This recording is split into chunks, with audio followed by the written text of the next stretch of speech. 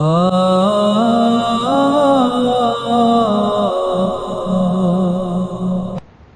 بالله من الشيطان الرجيم بسم الله الرحمن الرحيم كما أرسلنا فيكم رسولا منكم يتلو عليكم آياتنا ويزكيكم ويعلمكم الكتاب والحكمة ويعلمكم ما لم تكونوا تعلمون।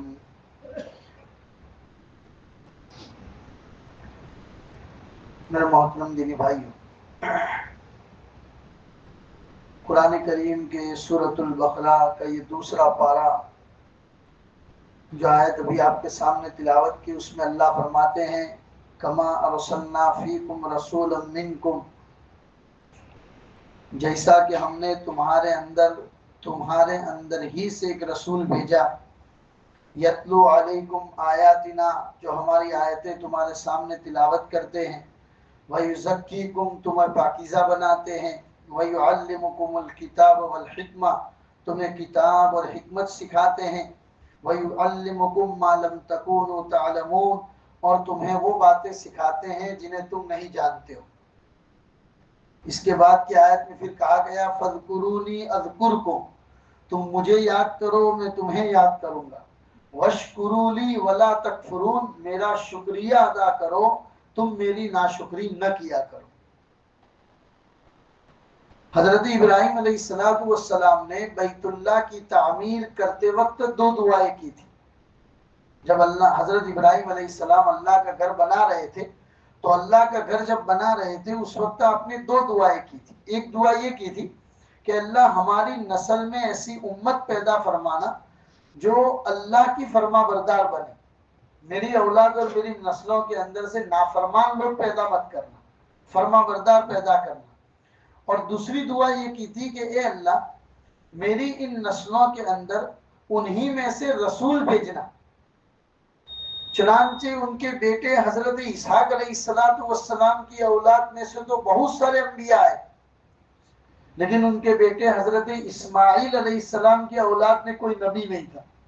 तो अल्लाह ने वो दुआ कबूल फरमाई और हजरत इस्माइल अलैहिस्सलाम की नस्ल में से मेरे और आपके आका मोहम्मद रसूलुल्लाह सल्लल्लाहु अलैहि वसल्लम को नबी बनाकर भेजा। तो इस आयत में अल्लाह वही दुआ का जिक्र कर रहे हैं कि इब्राहिम ने तुम्हारे लिए दुआ की थी कि तुम्हारे अंदर तुम ही में से कोई नबी बनाकर भेजा जाए। चुनांचे मुशरिकीन मक्का, तुम्हारे अंदर ही से, हम कोई मदीना से नहीं लाए कि किसी और इलाके से नहीं लाए, बल्कि मक्का ही से, तुम्हारे ही खानदान में से मोहम्मद बिन अब्दुल्लाह को हमने मोहम्मदुर रसूलुल्लाह बनाया। अब ये आके क्या करते हैं, ये हमारी आयतें तुम्हारे सामने तिलावत करते हैं, वयुज़क्कीकुम, तुम्हें पाकीज़ा बनाते हैं, तुम्हें किताब भी सिखाते हैं और हिकमत की बातें भी सिखाते हैं, और उसके अलावा भी वो बातें तुम्हें सिखाते हैं कि जिनको तुम जानते नहीं। चुनांचे इस आयत में एक बहुत बड़ी नेमत यह है कि वो नबी अल्लाह की रोशन किताब से तुम्हारे सामने तिलावत करते हैं, और तुम्हारे अंदर जो बुरी आदतें हैं, नफ्स की शरारतें हैं और जाहिलियत के कामों में जो तुम लोग मुब्तला हो, उन तमाम से तुम्हें पाकीज़ा करने की कोशिश करते। क्योंकि खुद सहाबा अपनी पिछली जिंदगी को याद करके कहा करते थे कि हम वो थे, दुनिया की कौन सी खराबी, बुराई और गुनाह था जो हमारे अंदर नहीं पाया जाता। चुनांचे नजाशी के दरबार में नजाशी ने जब पूछा कि तुम कौन थे और ये मोहम्मद जो नबी बनाकर आए हैं वो तुम्हें क्या बताते हैं, तो हजरत जाफर तैयार रजी अल्लाह तआला अन्हु ने खड़े होकर कहा था कि ए बादशाह सलामत, हम तो वो थे कि मुर्दार खा लेते थे, हम तो वो थे कि लड़कियों को जिंदा जमीन में दफन कर देते थे, हम तो वो थे कि खून जमा जमा कर खाते थे, हम तो वो थे कि छोटी छोटी बात पर दुश्मनियां अपनी औलाद और नस्लों तक चलाया करते थे। अल्लाह ने एहसान किया हम पर कि हमारे अंदर, हमारे ही खानदान में से, कुरैश के अंदर से मोहम्मद रसूलुल्लाह को नबी बनाकर भेजा। ये हमसे पैसे नहीं मांगते, ये अपनी सरदारी नहीं मांगते, ये हमसे कोई दुनिया नहीं मांगते, बल्कि ये हमें अच्छा बनाने की फिक्र करते। तो अल्लाह ने उस एहसान को याद दिलाया कि तुम्हें जाहिलियत के कामों से रोकते हैं, कुफ्र और तारीकी से निकालकर नूर ईमान की तरफ तुम्हारी रहनुमाई करते हैं। चुनांचे 23 साल की जिंदगी, 13 साल मक्कतुल मुकर्रमा और 10 साल मदीनतुल मुनव्वरा, 23 साल की जिंदगी में मोहम्मदुर रसूलुल्लाह सल्लल्लाहु अलैहि वसल्लम की तरबियत ने वो इंक़िलाब पैदा कर दिया कि जो बड़ी बड़ी अंजुमनें, बड़े बड़े बादशाह के जिनके पास सब कुछ पावर, पुलिस सब कुछ होता है, वो भी नहीं कर सकते। मोहम्मद रसूलुल्लाह ने अखलाक के जरिए 23 साल की जिंदगी में क्या इंक़िलाब पैदा कर दिया कि जो जमाने में सबसे बड़े जाहिल लोग थे, जिनमें हर तरह की बुराई पाई जाती थी, ऐसे लोगों को दुनिया की तरबियत का उस्ताद बना दिया।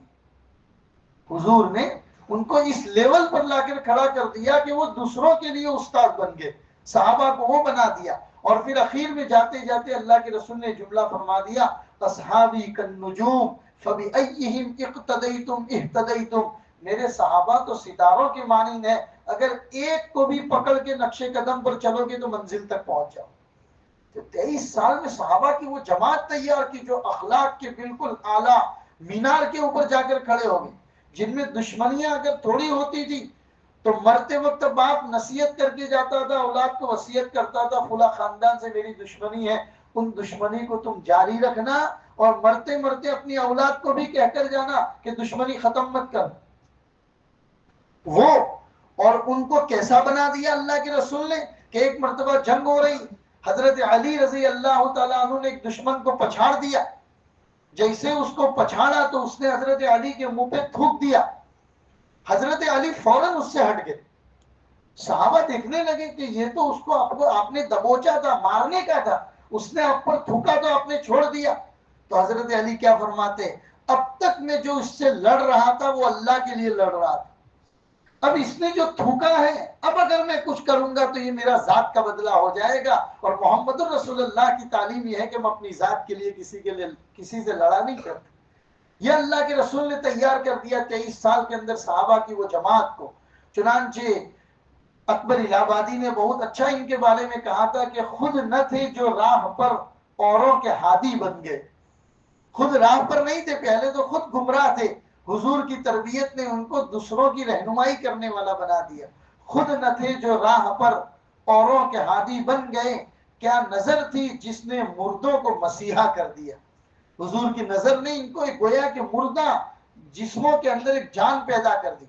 और एक शायर ने तो इस पूरी अल्लाह के रसूल की तरबियत जो सहाबा के पीछे हुई, उस तरबियत के ऊपर एक शायर ने बहुत उम्दा कहा, हो लाखों सलाम उस आका पर दिल लाखों जिसने जोड़ दिए, हो लाखों सलाम उस आका पर दिल लाखों जिसने जोड़ दिए, दुनिया को दिया पैगाम सुकून इंसानों के रुख मोड़ दिए। दुनिया इससे पहले अमन, शांति, पैगाम, सुकून किसको कहती है, दुनिया की डिक्शनरी में लफ्ज ही नहीं था। मोहम्मद रसूलुल्लाह की तालीम ने लोगों को सुकून बताया, अमन बताया, शांति बताई कि ये होता क्या। तो इसी को कहा, हो लाखों सलाम उस आका पर दिल लाखों जिसने जोड़ दिए, दुनिया को दिया पैगाम सुकून इंसानों के रुख मोड़ दिए।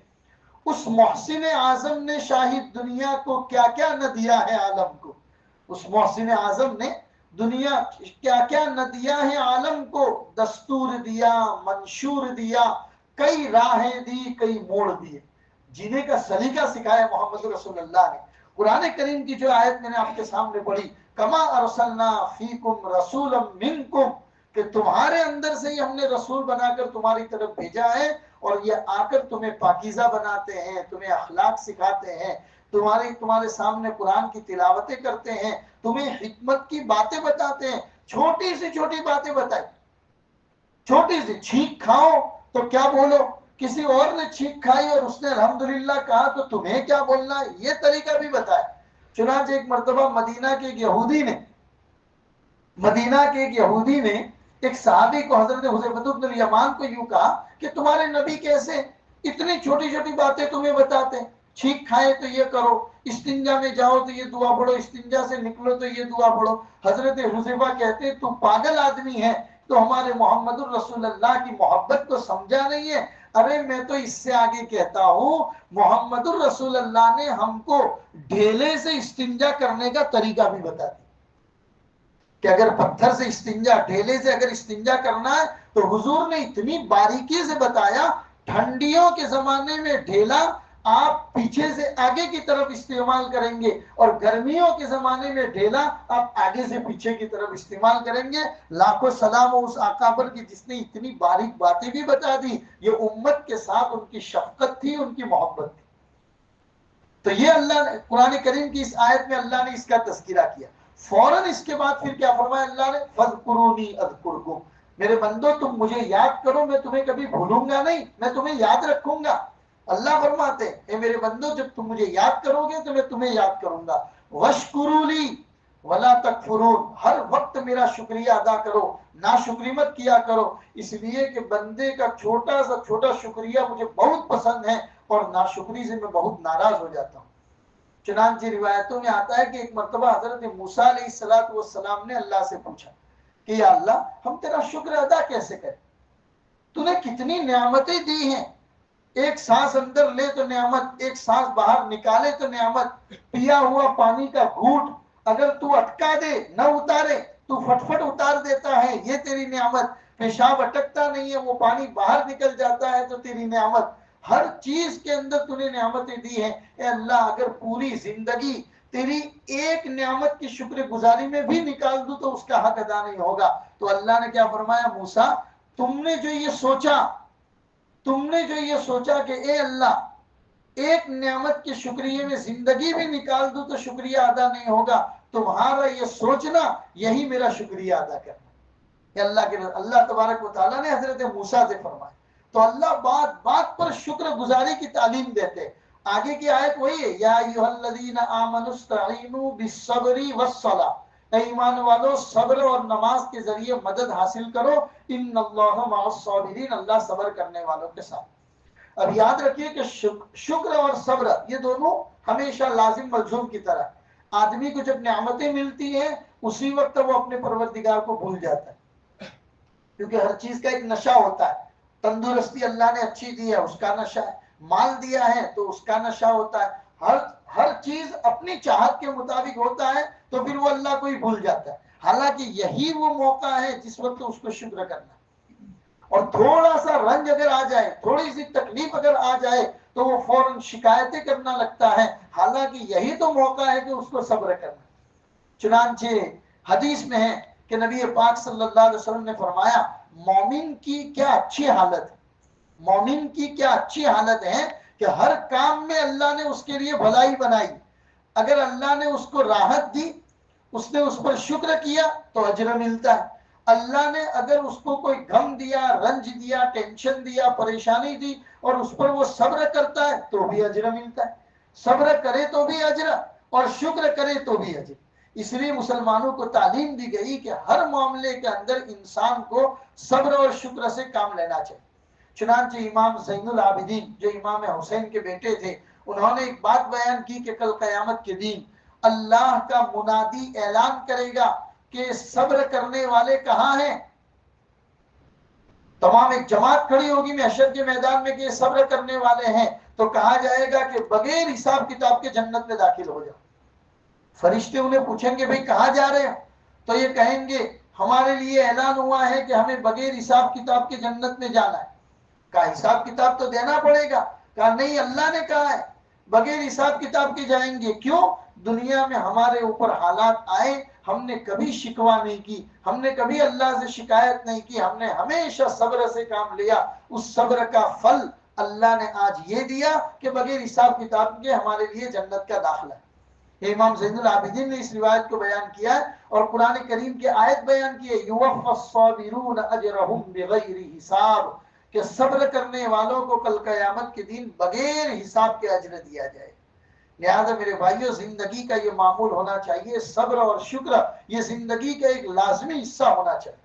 दो छोटे छोटे किस्से में आपको सुनाता हूं जिसको मौलाना रूमी रहमतुल्लाह अलैह, अल्लामा रूमी रहमतुल्लाह अलैह ने बयान किया है कि सुल्तान महमूद गजनवी, जिनका नाम हम सब ने सुना है, ये गजना जो आजकल अफगानिस्तान के इलाके में पड़ता है, गजना के बहुत बड़े बादशाह थे सुल्तान महमूद गजनवी। और जितने बड़े बादशाह थे इतने बड़े अल्लाह के वली थे। कहते हैं कि जिंदगी में कभी मोहम्मद का नाम बगैर वजू के नहीं लिया। 17 मरतबा हिंदुस्तान पर हमला किया था और हर मरतबा अल्लाह तबारक व तआला ने उनको कामयाबी अता फरमाई। हर मर्तबा अल्लाह ने कामयाबी अता फरमाई। सुल्तान महमूद गजनवी, जिनके बारे में हम लोग शेर पढ़ते हैं, एक ही सफ में खड़े हो गए महमूद और अयाज, न कोई बंदा रहा न कोई बंदा नवाज, वही सुल्तान महमूद गजनवी।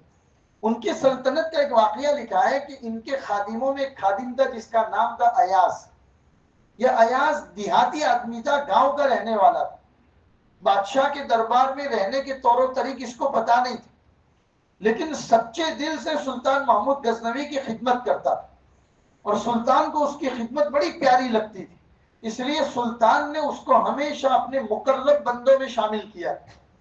बादशाह के जो दूसरे दरबारी लोग थे वो उससे हसद करते थे, और जब आदमी हसद में मुब्तला हो जाता है तो हसद की आंखें नहीं होती, लेकिन हसद के कान बहुत बड़े होते।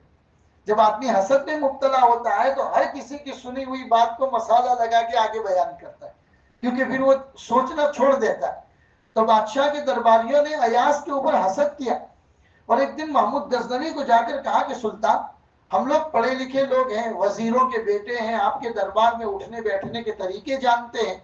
यह अयाज तो गावड़िया है, देहाती है, उसको कुछ पता नहीं चलता, फिर भी आप उससे इतनी मोहब्बत करते हैं। सुल्तान महमूद ने कहा कि वक्त आएगा तो हम तुम्हें इसका जवाब देंगे। चुनांचे एक दिन बादशाह के पास कहीं से फल आया। किसी ने कहा कि बादशाह सलामत, ये फल बहुत कड़वा है, इंतहाई कड़वा है। बादशाह ने उस फल के अलग अलग शीखें बनवाई, टुकड़े करवाए, चीरियां करवाई और अपने तमाम वजीर और जितने काम करने वाले थे सबको एक एक चीरी दे दी और कहा कि खाओ। सब लोगों ने अपने मुंह में जैसे ही उस फल को डाला, इंतहाई कड़वा था, तो थूक दिया और कहने लगे बादशाह सलामत, बहुत ज्यादा कड़वा है। बादशाह देख रहे हैं कि अयाज उस फल के टुकड़े को बड़े शौक से खा रहे, उस फल के टुकड़े को बड़े शौक से खा रहे। बादशाह ने सबके सामने अयाज को पूछा कि अयाज, फल कड़वा नहीं है? अयाज ने कहा बादशाह सलामत, कड़वा तो है। कहा फिर भी शौक से खा रहे हो, तुम्हें शिकायत नहीं है कि कड़वा है? तो अयाज ने कितनी बड़ी बात कही। अयाज ने कहा कि बादशाह सलामत, जिस हाथों ने हमेशा नेमतें खिलाई हो, अगर उस हाथ से कभी कोई कड़वी चीज भी अगर आ गई तो मेरे लिए बर्दाश्त करना ही मुनासिब है, शिकायत करना मुझे अच्छा नहीं लगा। बादशाह ने दरबारियों को कहा कि इसीलिए मैं अयाज को पसंद करता हूं। यह किस्सा बयान करने के बाद अल्लामा रूमी रहमतुल्लाह अलैह ने फरमाया कि हम कितनी नेमतें अल्लाह की इस्तेमाल करते हैं, थोड़ी शिकायत जब आ जाती है तो फौरन अल्लाह के दरबार में शिकवे शिकायत शुरू करते हैं। ये नहीं देखते अल्लाह ने 7 दिन अगर मुझे आराम में नेमतों में रखा है, आज का दिन अगर मेरे लिए आजमाइश का है, मैं सब्र कर लूं ताकि मेरी नैया पार हो जाए और अल्लाह के मैं मुकर्रब बंदों में शामिल हो जाऊं। इसीलिए कहा गया, हमारे अकाबिरीन सूफिया शुयूख हमें नसीहत करते हैं, हमारे दिलों की तरबियत करते हुए सिखाते हैं कि अगर आप चाहते हो कि अपने अंदर शुक्र की आदत पैदा करो, हमेशा अपने से नीचे को देखा करो। अपने से ऊपर वाले को देखोगे जो मालदारी में ऊपर है, ओहदे में ऊपर है, तो कभी आपको शुक्र नहीं होगा, शिकायत होगी कि ये इतना बड़ा है और मैं इतना छोटा हूं। चुनांचे वाकया लिखा कि एक आदमी जोहर की नमाज पढ़ के मस्जिद से बाहर निकला, इंतहाई गर्मी का जमाना है और गरीबी इतनी है कि पैर में टूटे हुए चप्पल हैं। नमाज पढ़ के निकला, टूटे हुए चप्पल पैर में डाले और फिर देखा कि इतनी सख्त गर्मी, तो खाली दिल में ख्याल आया कि अल्लाह, मैं तो तेरा नेक बंदा हूं, तेरी मस्जिद में नमाज पढ़ के निकला हूं, फिर भी तूने मेरे लिए जोड़ी चप्पल का इंतजाम नहीं किया। लोगों के पास कितने अच्छे अच्छे चप्पल है, मेरे पास एक टूटी हुई चप्पल है। मैं तेरा नेक बंदा हूं, नमाज पढ़ के आया हूं, मेरे लिए एक जोड़ी चप्पल का इंतजाम नहीं। अभी दिल में खाली ख्याल आया, अचानक सामने देखा कि एक लंगड़ा आदमी आ रहा है, 2 लकड़ियों 2 बैसाखी के ऊपर टेक लगाकर। तो फौरन दिल के अंदर आया कि ओ हो, मैं क्या सोचने लगा, मेरे पास तो सिर्फ चप्पल नहीं है, इस आदमी के पास तो पैर ही नहीं है, लकड़ी के सहारे आ रहा है फिर भी खुश है, तो मुझे अल्लाह का शुक्र मनाना चाहिए। अल्लाह तेरा शुक्र है, मेरे पास मेरी दोनों टांगे सलामत। इसीलिए कहा गया, नीचे देखोगे अपने से नीचे की हैसियत के आदमी को, तो हर वक्त शुक्र की तौफीक अल्लाह तबारक व तआला अता फरमाएंगे। फिर बनी इसराइल का एक और वाकया बयान करता हूं मैं आपके सामने कि एक मरतबा बनी इसराइल के अंदर एक आदमी किसी के पास आया जिसको बर्स की बीमारी थी। वो आदमी उसके पास आके बैठा, उसको पूछा कि भाई आपको कोई परेशानी है? तो आदमी कहने लगा कि देखो मुझे बर्स की बीमारी है, लोग मुझसे नफरत करते हैं, मेरे पास कोई बैठता नहीं है, फिर ये कि घर बार का ये आलम है कि खाने को 2 वक्त की रोटी मुयस्सर नहीं है। तो वो आदमी जो आया था उसने दुआ की कि मैं दुआ करता हूं कि अल्लाह ताला तुम्हारी बीमारी को दूर करे और तुम्हारी रोजी में बरकत अता फरमाए। चुनांचे उसकी दुआ कबूल हुई, अल्लाह ने उसको बर्स की बीमारी से दूर कर दिया। और यही आदमी जो आया था जाते जाते उसको एक ऊँटनी देकर गया कि लो इस ऊँटनी में अल्लाह बरकत देगा। चुनांचे वो चला गया। अल्लाह तबारक व तआला की उस दुआ का असर हुआ कि उसकी बर्स की बीमारी दूर हो गई। उस ऊँटनी से कई ऊँट के बच्चे पैदा हुए और अल्लाह ने उसको बड़े जानवरों वाला और बेहतरीन घर वाला और उम्दा रोजी वाला बना दिया। ये आदमी आगे गए, एक और आदमी से मिले जो इंतहाई गंजा था, उसके सर में बाल नहीं थे। उसको जाकर पूछा कि आपको कोई परेशानी है? उसने कहा कि देखो मैं गंजा हूं, मेरे सर में बाल नहीं है, मेरे दोस्तों अहबाब सबके पास बाल है, उनके बीच में बैठता हूं तो लोग मेरा मजाक उड़ाते हैं। रोजी रोटी का ये आलम है कि खाने को कोई चीज मुयस्सर नहीं। इस अल्लाह वाले ने उनको भी दुआएं दी और जाते जाते एक मादा, एक गाय उनको देकर गया कि अल्लाह इसमें बरकत देगा। चुनांचे अल्लाह ने उसके सर की तकलीफ को भी दूर कर दिया। उस गाय में इतनी बरकत दी कि बहुत ज्यादा जानवरों वाला हो गया और उसकी रोजी के अंदर अल्लाह ने रेल पेल कर दी। आगे की तरफ चले, आज अल्लामा बद्र आलम मिराठी रहमतुल्लाह अलैह ने उनकी जो किताब है तर्जमानुस सुन्ना, उसमें बनी इसराइल का ये वाकया लिखा है। आगे चले तो एक आदमी को देखा अंधा है, उसके पास जाके बैठे, कहा कि भाई आपको कोई परेशानी है? तो वो आदमी कह रहा है परेशानी पूछते हो, मेरे पास तो दो आंखें ही नहीं है, न मैं अपने माँ बाप को देख सकता हूँ, न दुनिया देख सकता हूँ, न दुनिया की रंगीनियां देख सकता हूँ, लोगों से मांग के भीख वगैरह करके मेरा गुजर बसर होता है और मेरे अय्याम गुजरते हैं। इस आदमी ने उनको भी दुआएं दी और कहा कि अल्लाह आपकी इन तकलीफों को दूर करे और मैं दुआ करता हूं कि अल्लाह आपकी आंखों की बीनाई वापस लौटा दे। चुनांचे उसकी दुआ कबूल हुई, अल्लाह ने उसको बीनाई वापस लौटा दी। जाते जाते इसको भी एक बकरी दे दी, कहा कि अल्लाह इसमें बरकत दे। चुनांचे अल्लाह ने उसकी बकरी में बरकत दी और वो बहुत ज्यादा जानवरों वाला हो गया। एक लंबा अरसा गुजरा, उस अरसे के अंदर ये तीनों आदमी, जिसको बर्स था अब ठीक हो गया, जिसको बाल नहीं थे अब ठीक हो गया, जो अंधा था वो ठीक हो गया, ये तीनों आदमी बनी इसराइल के अंदर इंतहाई मालदारों में उनका शुमार होने लगा। एक लंबे जमाने के बाद ये आदमी वापस आया और अब इंतहाई गरीब बनकर आया, जानबूझ के भेष बदल के गरीब बनकर आया और पहले वाले आदमी के पास गया और जाकर कहा कि भाई गरीब आदमी हूं, अल्लाह के वास्ते कुछ दे दो, तुम्हारे पास भी एक जमाना था कुछ नहीं था, अल्लाह ने तुमको दिया है, उसमें जो कुछ हिस्सा मुझे दे दो। जैसे ही उसने सुना कि ये मुझे यूं कह रहा है तुम्हारे पास पहले कुछ नहीं था, तो उसको ताव आ गया, गुस्सा आ गया और उसने कहा तू कौन होता है मेरे बारे में ऐसा कहने वाला? मैं तो पुश्तनी मालदार हूँ, बाप के जमाने से मालदार हूँ, मेरा बाप मालदार, मेरा दादा मालदार, और तू मेरे को ऐसा कहता है, मैं तेरी पिटाई करूंगा तू यहां से अगर भागता नहीं है। कहा कि गुस्सा होने की जरूरत नहीं है, मैं अल्लाह से दुआ करके जाता हूं कि तू जैसा पहले था अल्लाह तुझे ऐसा कर। चुनांचे अल्लाह ने उसके जानवरों ऊंटों के अंदर वो बीमारी मुब्तला कर दी कि ऊंट सब मर गए और उस आदमी को दोबारा बर्स की बीमारी के अंदर मुब्तला कर दिया। मतलब जिस जीरो से अल्लाह ने उसको हीरो बनाया था वापस जीरो पे आके खड़ा हो गया। दूसरे आदमी के पास भेष बदल के गए जो गंजा था और उसको जाकर कहा कि भाई गरीब आदमी हूं, कुछ अल्लाह के वास्ते मुझे दे दो, मैं जानता हूं कि तुम्हारे पास कुछ नहीं था, अल्लाह ने तुमको दिया है, उसी में से कुछ दे दो। कुछ नहीं था ये कहा तो उसको भी गुस्सा आ गया, उसने भी बुरा भला कहा। इसने कहा कि आपको नाराज होने की जरूरत नहीं है, न देना हो तो कोई बात नहीं, मैं दुआ करता हूं कि अल्लाह तुम्हें भी पहले जैसा कर। चुनांचे उसकी भी गायों के अंदर बीमारी लग गई और तमाम जानवर मर गए और ये आदमी दोबारा गंजा हो गया और बीमारियों में मुब्तला हो गया। अल्लाह ने रोजी छीन ली उससे। यह आदमी तीसरे आदमी के पास गया जो पहले अंधा था, उसको जाकर कहा कि मेरे भाई एक मोहताज आदमी हूं, मिस्कीन गरीब आदमी हूं, आपके पास आया हूं, अल्लाह के वास्ते कुछ दे दो।